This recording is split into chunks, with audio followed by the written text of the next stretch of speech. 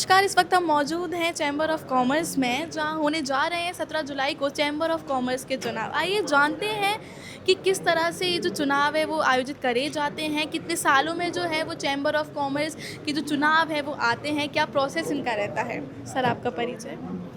मैं Ashok Vijayvargiya Madhya Pradesh chamber of commerce industry को 17 जुलाई को होने वाले चुनाव के लिए निर्वाचन अधिकारी नियुक्त किया गया हूँ।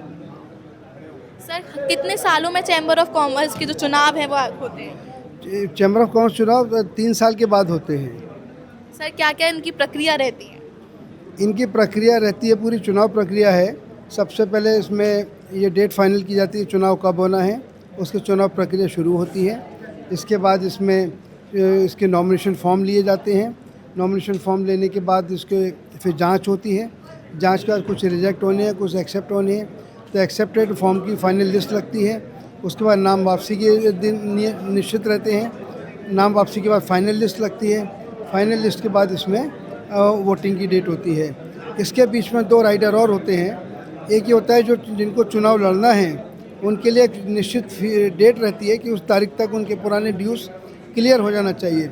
जैसे इस बार जो चुनाव हो रहे हैं इनके लिए 23 जून लास्ट डेट थी ड्यूज़ जमा करने की। 23 जून के बाद अगर किसी के ड्यूज़ रहेंगे तो ना तो चुनाव लड़ सकते हैं और ना उसके प्रस्तावक बन सकते हैं। इसी तरह से जिनको वोट देने का अधिकार है उनके लिए एक कंडीशन है कि 7 जुलाई तक यानी मतदान की तिथि से 10 दिन पहले तक सारे ड्यूज़ क्लियर हो जाना चाहिए। यदि किसी के ड्यूज़ बकाया रहेंगे तो उस कंडीशन में उसको वोट देने का अधिकार नहीं होगा।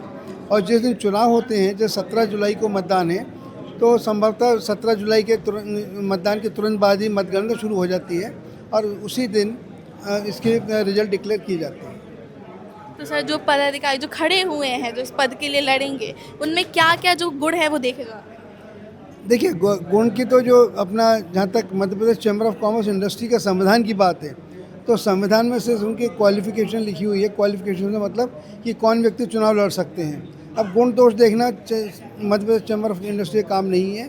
जो संविधान में लिखा है वो फाइनल है। व्यक्तिगत गुण दोष यहाँ कुछ इससे कोई मतलब नहीं। बहुत बहुत धन्यवाद सर। आगे की अपडेट्स के लिए बने रहें वैश्य समाज न्यूज़ के साथ।